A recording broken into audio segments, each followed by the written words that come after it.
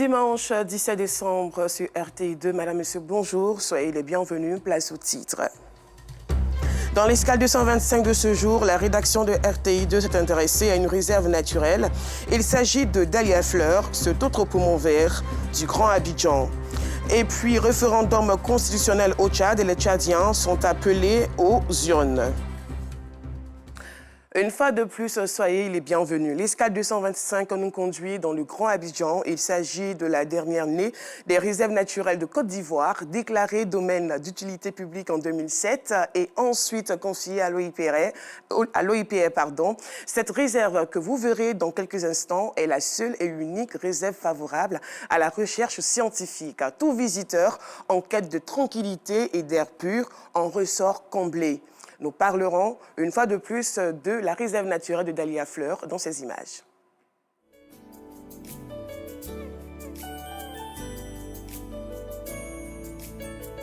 Le district d'Abidjan abrite des sites de détente en pleine nature où il est possible de prendre un bon bol d'oxygène. Mais certains restent encore méconnus du grand public. Parmi elles, la réserve naturelle de Dahlia Fleur.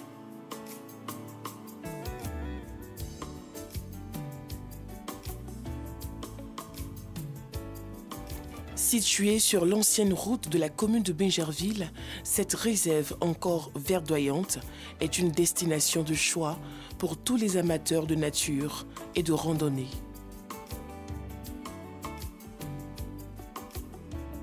Sur le site de près de 148 hectares, les visiteurs sont accompagnés par des guides dans leur aventure. Faire découvrir chaque centimètre de ce joyau est leur passion. Ismaël est le nôtre. C'est ici qu'on vous donne la place. Ensuite, on vous donne notre eau à boire, donc le noix de coco et le vin de palme. Après la cérémonie de l'accueil, maintenant on vous donne le programme pour passer la journée. Ce lieu est un passage obligé pour chaque visiteur. Après l'étape de l'accueil, notre découverte de la réserve naturelle de Dahlia Fleur peut commencer. On va commencer par les hamacs d'abord. Et on a trouvé qu'installer les activités en fonction de chacun. Je vais vous présenter les petits hamacs, ensuite le big hamac et après le bambou foot géant, la tyrolienne et on va ressortir par la boutique et avec le trampoline. Ici, les visiteurs ont l'embarras du choix. Le site regorge de plusieurs activités.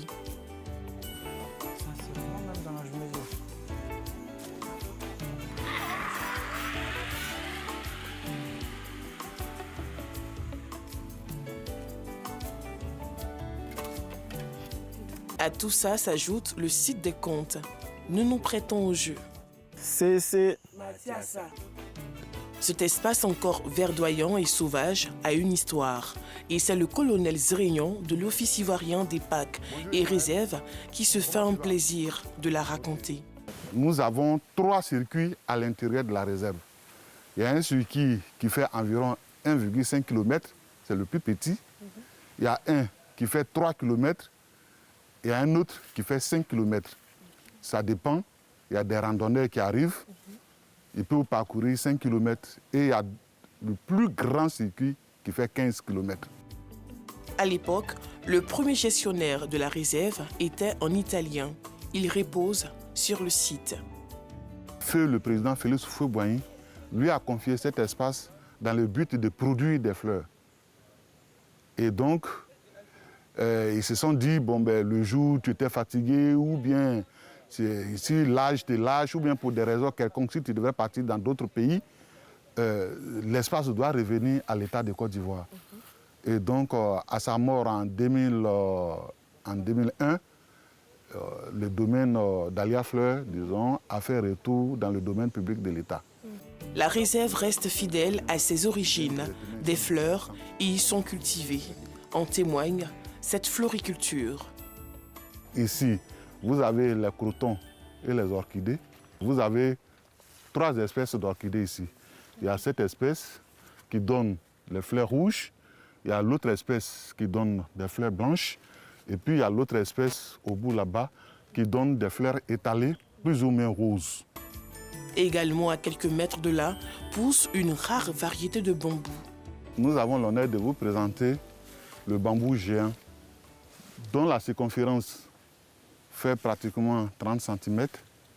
Le diamètre varie entre 15 et 25 cm. Et la taille, c'est-à-dire la longueur, ça tourne autour de 30 à 40 mètres. Vous voyez, c'est donc un bambou géant. Il est donc endémique ici. C'est-à-dire que en Côte d'Ivoire, vous ne pourrez pas le voir ailleurs si ce n'est pas dans cette réserve. Et sa caractéristique, par rapport aux autres bambous que vous avez là-bas, sa caractéristique, il fait une ronde et il laisse en son sein un trou. Et quand il pleut, il recueille l'eau qu'il gère doucement au fur de la saison sèche. Alors que les autres, pendant la saison sèche, tellement ils sont en touffe, ils se disputent l'eau qui est là et après, il y a beaucoup de mortalité. Ici, la mortalité est très réduite. Il est clair que ce beau cadeau de la nature ne laisse personne indifférent. Se promener dans la réserve, c'est évoluer dans 91 hectares de forêt bien conservés et 8 hectares de forêt secondaire. Ici, nous sommes dans la forêt naturelle. L'Office ivoirien des parcs et réserves a plusieurs missions. Les missions, disons que moi je pense la plus importante, c'est la conservation des ressources naturelles. Aujourd'hui, si vous voulez voir une bonne forêt conservée, c'est dans les parcs et réserves que vous pouvez trouver. Et ça, c'est grâce à l'Office ivoirien des parcs et réserves. En famille, entre amis ou même seul, la réserve naturelle de Dahlia-Fleur offre un cadre magnifique et paisible pour les sorties détentes ou sportives, le temps d'un week-end. C'est le cas de cette Suissesse en pleine équitation. J'ai 3 chevaux, alors je suis souvent ici et c'est vraiment un endroit magnifique pour se reposer, pour faire balader un cheval. Tout comme Anna, cette mère et sa fille venues de la France ont décidé de visiter la réserve. Ma fille habite à Abidjan et moi je suis venue la voir en vacances déjà. Oui. Et moi je suis une passionnée de nature et j'adore tous ces espaces, les grands parcs, les jardins. Vous avez vu les orchidées là? Oui, on en vient, elles sont fabuleuses. Oh, elles sont... Alors que chez nous, elles sont... Pour la survie de la réserve naturelle de Dahlia-Fleur, l'OIPR travaille en étroite collaboration avec un amoureux de la nature. Il s'agit de Jean-Marc Bini, propriétaire de plusieurs domaines écotouristiques. Nous, on arrive, on regarde, on estime qu'ici on peut faire ci, ici on peut faire... Mais ça ne se voit pas sur le champ. Donc quand vous revenez, c'est comme waouh. Nous avons pris le temps de travailler autour de ces bambous. Donc eux aussi, ils sont heureux parce que c'est comme si tes cheveux ont poussé, tes ongles, il faut vraiment couper, donner une petite beauté. Et puis, on a essayé de mettre en exergue tout ce qui est beau. Donc tu peux marcher, puis à un moment donné, ah, ici j'ai envie de m'asseoir. Et puis, dès que tu penses que il faut que tu t'asseyes, tu vois qu'il y a des bancs qui sont autour. Selon Jean-Marc Bini, cette réserve représente beaucoup pour la race humaine. Tu as toute l'inspiration, tu as tout le repos, tu as tout l'oxygène pur, renouvelé, qui te permet de te vider et de reprendre ton combat là où tu l'avais laissé. Je vous assure que c'est toute une merveille de voyager à travers la Côte d'Ivoire. Et ça, c'est le passionné qui le dit. 3 fois plus grande que le Vatican, la réserve naturelle Dahlia-Fleur est un poumon d'air pur. Par sa diversité végétale, Dahlia-Fleur est classée par l'OIPR comme la seule et unique réserve favorable à la recherche scientifique. Elle abrite également 15 espèces de mammifères et 69 espèces d'oiseaux. Déclarée zone d'utilité publique du 17 octobre 2007 sous l'appellation partie de la réserve naturelle de Dahlia-Fleur. La réserve est dotée d'un espace gastronomique qui attend les visiteurs après chaque randonnée.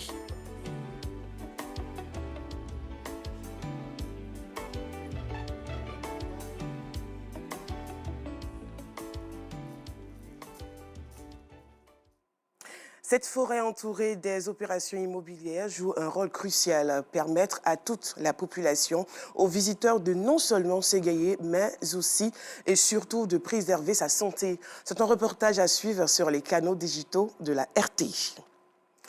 En cette fin d'année, la Fondation Paix, Amour et Développement a apporté du sourire aux enfants de Thiébissou, particulièrement de la zone de Molono. Une occasion de récompenser aussi les plus méritants à l'école.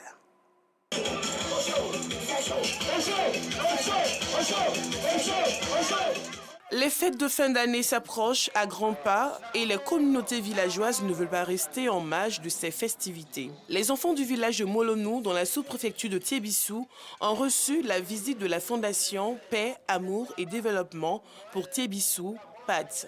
Après les civilités, les membres de l'ONG se sont dirigés sur la place publique du village de Molono.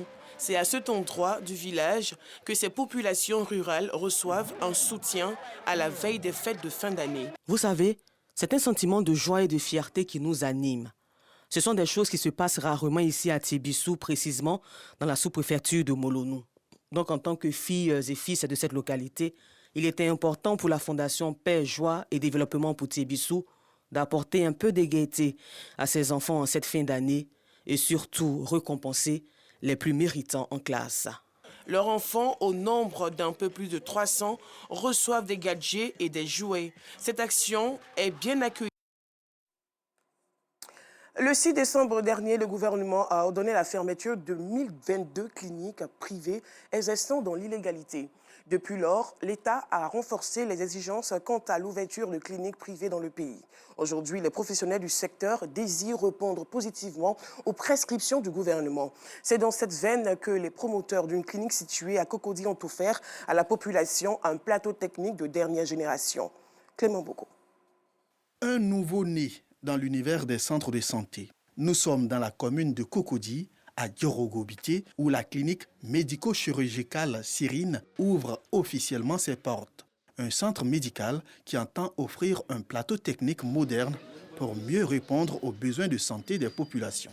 Votre présence en ce lieu marque un soutien inestimable à notre mission commune, celle de promouvoir une santé et un bien-être de premier ordre au sein de notre communauté. C'est le symbole d'un engagement sacerdotal, d'une vision partagée pour un avenir où la santé de qualité est accessible à tous. Venue apporter l'onction de la tutelle, la représentante du ministre de la Santé et de l'Hygiène publique a salué l'initiative et encouragé les promoteurs dans leur démarche qualité. Au sein de la politique de santé, nous cherchons donc non seulement à avoir des établissements de santé de qualité, mais aussi de proximité. Et je salue la présence en ce lieu d'un tel édifice, avec donc des prestations auxquelles la population avoisinante, ne serait-ce, aura droit. Ce centre médical est logé dans un bâtiment de type R+4 et offre les services dans la médecine générale, la chirurgie digestive, la pédiatrie, l'ECG, l'obstétrique, l'endoscopie digestive, la rhumatologie, la néonatologie, la réanimation, la cardiologie, la traumatologie, l'accouchement sans douleur et un laboratoire d'analyse médicale. Hors de la Côte d'Ivoire, les Tchadiens ont voté ce dimanche par référendum pour ou contre une nouvelle constitution. Celle-ci est censée préparer le terrain à des élections et un retour des civils au pouvoir. Un scrutin d'une partie importante de l'opposition et de la société civile a appelé à boycotter. Des militaires burundais sont accusés de viol en RDC par l'Initiative pour des droits humains au Burundi, une ONG venue tout droit du Burundi également. Et pour terminer, c'est l'une des conséquences de la situation à Gaza. Les Houthis, soutenus par l'Iran, multiplient les attaques sur les navires en mer Rouge. Ils ont prévenu qu'ils viseraient les pavillons des pays ayant des liens avec Israël. Ce fut le cas encore vendredi où des missiles ont été envoyés contre 2 ports-conteneurs de l'armateur italo-suisse MSC. Face à cette menace, les compagnies de transport maritime maritimes cherchent à éviter ce passage. Voilà, c'est la fin de ce journal. Merci de l'avoir suivi.